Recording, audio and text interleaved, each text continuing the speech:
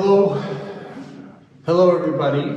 I'm here in Sandomierz in Poland. I have my brother Sergey, who is the president of our network of Alliance churches in Ukraine. And Mike is an Alliance international worker. You and your wife Joanne are in Kyiv. Sergey, I want to ask you, what has the church been doing since the war began? You were talking earlier about the food and distribution. Как церковь сделает это после войны начинает, это как она действует, помог людей. Да, спасибо. 24 февраля прошлого года, 22 у нас началась война. Yeah, the 24th of February last year the war began. Да, и благодарность Богу за многих наших друзей из Америки, Германии и Канады, которые стали нам помогать продуктами и деньгами. And many people from America, Canada, and Germany and Poland gave money and sent help. Да, и мы можем покупать продукты, запаковывать их в коробки и отвозить на восток и на юг, там, где была война или продолжается война. And in Kiev, we prepare packets of food aid, humanitarian aid, put those in packets and send them down to the frontline areas. Да, мы запаковываем эти продукты, наклеиваем, что это от Кама, например, и передаем сначала евангелизацию, проводим, потом раздаем людям, когда мы приезжаем на восток или на юг. Yeah, so many of the packets come from Kama, which is the American side of humanitarian side of the Alliance, and they always do an evangelistic program, and then they give out the packets to all. Каждую неделю у нас уходит машина на восток, либо на юг. Yeah, almost every week we're sending a van load of humanitarian aid down into the war zones. И каждый раз 2 или до 3 тонн возят продуктов. And every time it's 2 to 3 tons of aid. И церкви на местах в разных городах тоже собирают помощь, помогают людям во время войны, людям голодным. Yeah, and many churches within Ukraine are helping to do this because toward the front lines many people are simply hungry.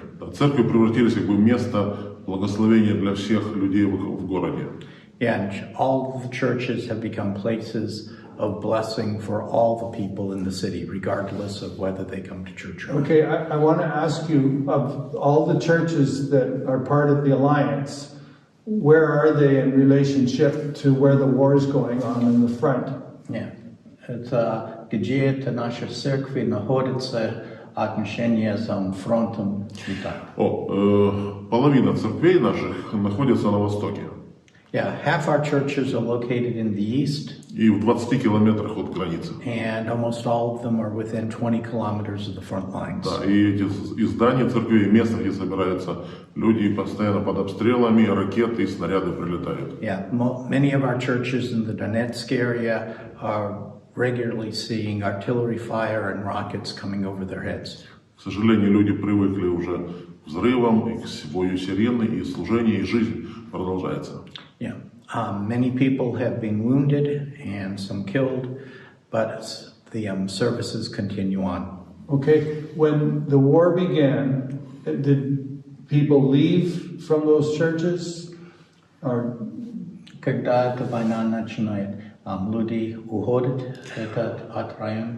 Конечно, да. Сразу первые дни войны это был шок для всех, и все не знали, что произойдет, потому что русские быстро захватывали большую часть Украины, и много людей из церквей уехали на запад. Yeah, of course, many people were shocked by the speed of the war and the advance of Russian forces, and many of our people in our churches left. Да, все дороги были на запад забиты, и все уезжали либо в другую страну, либо просто в западную часть Украины. And many people left on the roads, and they were just completely filled. Many people went to either other countries or into the western parts of Ukraine. Да. Из всех церквей 80% людей всех выехали. And 80% of the congregations basically left. So 80% just left to the west or further? Yeah. So are those churches all now much smaller? И как церкви сейчас там? Удивительно, но церкви не уменьшились, а выросли. Almost all the churches that have lost have not only back to their original size, but have grown beyond that. So where are these people coming from? If they Это где это новые люди идет? Это все соседи или люди из города, неверующие, которые теперь приходят в церковь, у них изменилась ситуация или отношение к Богу, и церковь им помогала. И теперь на каждом богослужении большинство людей сидят, это неверующие, бывшие неверующие. Yeah, most of the people are from the surrounding areas. They just, as the churches gave aid, people came. The reality is that in most of our churches in the East, the biggest part of them, of our regular attenders, are still not believers yet. Да, все церкви, которые были, от которых уехали люди, 80%, сейчас полные, и даже бывает нет места, где сесть. Yeah, many of our churches are not only full, but they're overfull. There's standing room only. And so these are people that have received material help, They've received material help, and now they come to church and now they come to church. regularly. And many are not yet believers, but they keep coming. They keep coming. Да, да, мы помогаем, то есть все наши церкви помогают тысячам людей в городе, и сотни из них приходят в церковь. Yeah, every church is basically a refugee center that gives out aid. And for every 1,000 people we help, 100 or so will come start attending the church. Wow. Да, и церковь превратилась в центр благословения для всего города. Yeah, and most of the churches often are the only church in that area, Yeah. and they become Например, the center of giving and for the community. Церковь «Дизайн Христа» в Дружковке, когда русские разбомбили все источники воды, и город, и все многоэтажки были совершенно без воды, то церковь привозили 3 микроавтобусами по 2 тонны воды в каждый, по 3 ходки делали и раздавали воду всем. Какой город? Дружковка. Yeah, in Druskovka, one of the cities was under very heavy shelling, and all the water was cut off, and there were no supplies. The church itself paid and brought water in for free and distributed it to all the city. Wow. И это несколько месяцев продолжалось каждый день с 4 утра и до вечера. Привозили воду, всем раздавали. And they started it at 4 o'clock in the morning, and they would keep running in vans filled Okay. with it. Last question. How can our churches, people in Canada will be seeing this video, how can we pray for you and for the churches you represent? За людей от Канады, как они молимся за тебя и за церкви Украины. Ну, во-первых, хочу всем людям в Канаде сказать огромное спасибо за то, что они открыли свое сердце и помощь для Украины.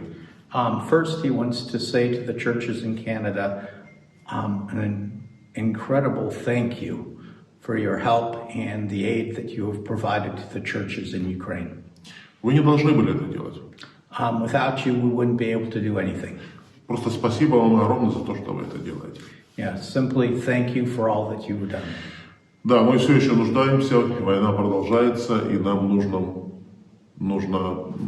разные ресурсы, чтобы выжить и чтобы развиваться.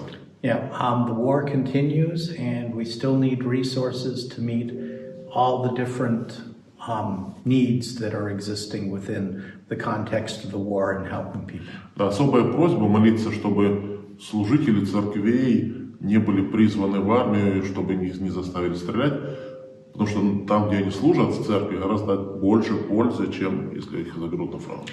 Yeah, one of the big needs we have right now is that pastors in churches are still on call for being drafted, and that We need the pastors not to be able to serve in the military, but to be able to continue their work within churches. И просьба молиться о сохранности всех, кто ездит, помогает, передвигается, чтобы Бог сохранил от взрывов, от снарядов, от ракет. Pray for those who are delivering the aid. Oftentimes we meet in Kiev and then take the aid down, and we need to pray safety for all the workers who are doing that, who are oftentimes coming under artillery or rocket fire. Еще раз большое спасибо вам за молитву. And again, many thanks for your prayers. Да, один военный сказал, один из военных наших, который служит в армии, Тимофей Сечкарь, сказал, что вот то, что вы молитесь, это фактически второй фронт. One of the soldiers from our churches, Timothy, says prayer is like opening a second front. И этот фронт очень on the важен. war. And that front is Да, very, very представить любого important. молитву. So thank you for your prayers. Спасибо, Very что вы important. молитесь. Thank you so much for taking time. And please take this short video and share it with people. We need to keep praying as this war continues. So thank you so much for your continued support. Thank you very much. Thank you very much.